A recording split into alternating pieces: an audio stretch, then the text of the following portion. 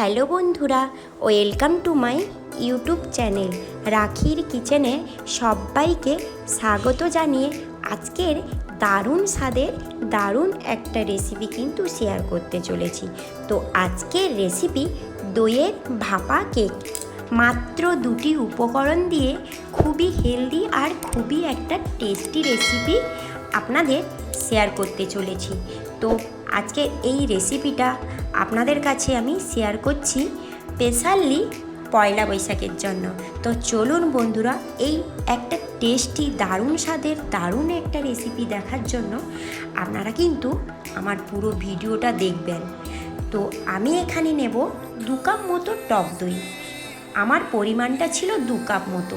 তো আপনারা চাইলে কিন্তু বেশি ব্যবহার করতে পারেন। তো বড় ধরনের কেক যদি বানাতে চান তাহলে বেশি পরিমাণে দইটা নিতে হবে।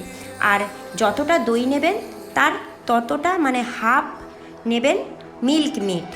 তো আমি টক দইটা জল ঝরানোর জন্য একটা পাত্রে ছাঁকনি রেখে দিয়েছি, তার উপরে একটা থান দিয়ে দিয়েছি আর ওটাকে ভালো করে এইভাবে মুড়ে আমি একটা ভারী ধরনের কিছু এইভাবে দিয়ে দেব। কারণ কি বলুন তো, জলটা ঝরে যাবে। আমি এখানে দিয়েছিলাম প্রায় 1.5 ঘন্টা মতো রেখে দিয়েছিলাম। দেখুন বন্ধুরা, জলটা আমার খুব সুন্দরভাবে ঝরে গেছে আর দইটা খুব সুন্দরভাবে রেডি হয়ে গেছে। ওই ব্যাটারটা যে তৈরি করব না, জলটা খুবই টক জলটা বেরিয়ে গেছে। এরপরে জলটা ফেলে দেব। জলটা ফেলেও দিতে পারেন আর রান্নার কোনো কাজেও লেগে যেতে পারে। তো ওই দইটা আমি একটা পাত্রে নিয়ে নেব।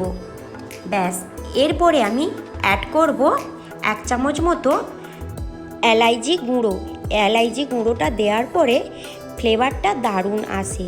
এরপরে আমি অ্যাড করব 1 কাপ মতো মিল্ক মেড। তো মিল্ক মেডটা পরিমাণ মতো দেবেন। আমি এখানে 2 কাপ মতো টক দই নিয়েছিলাম আর নিয়েছি মিল্ক মেড 1 কাপ।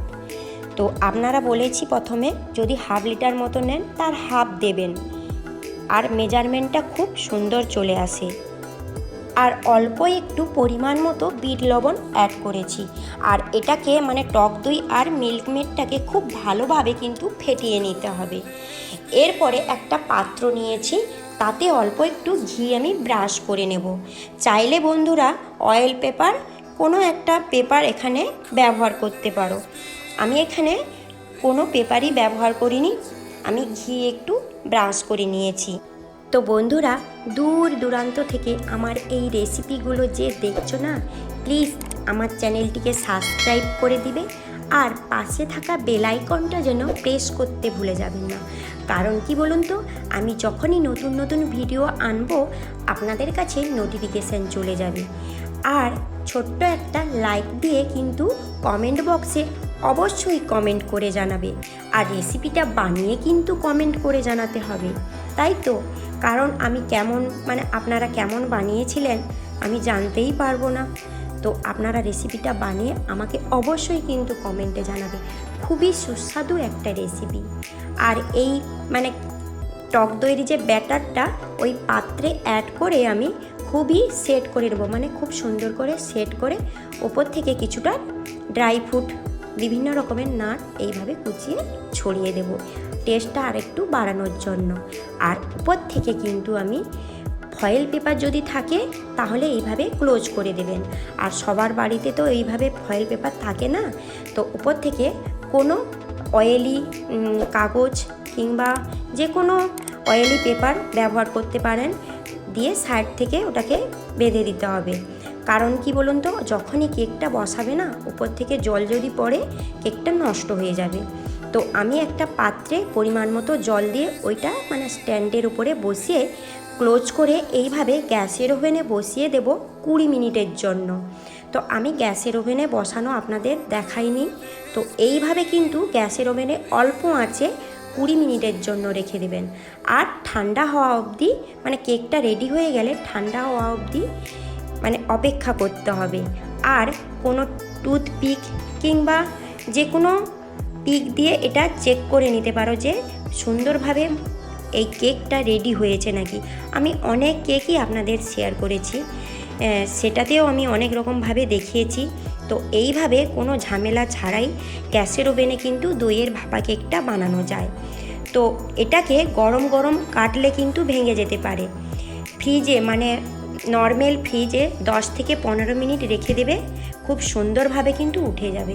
এইভাবে আমি কেকটা মানে রেডি হয়ে গেছে, আর এইভাবে ছুরি দিয়ে পিস পিস করে কেটে নিয়েছি। দেখুন বন্ধুরা কতটা সুন্দর হয়েছে, আর খেতে তো কিন্তু অসাধারণ হয়েছিল।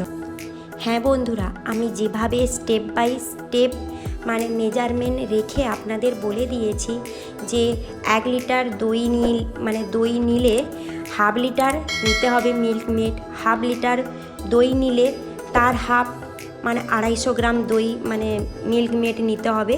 সেইভাবে মেজারমেন্ট রেখে আপনারা এই রেসিপিটা, আর যদি কোনো অসুবিধা থাকে আমাকে কমেন্ট বক্সে কমেন্টে জানাবেন।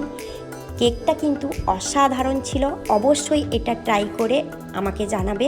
আজকের মতো এই পর্যন্ত, কাল আবারও কোনো নতুন ভিডিও নিয়ে আপনাদের কাছে চলে আসব।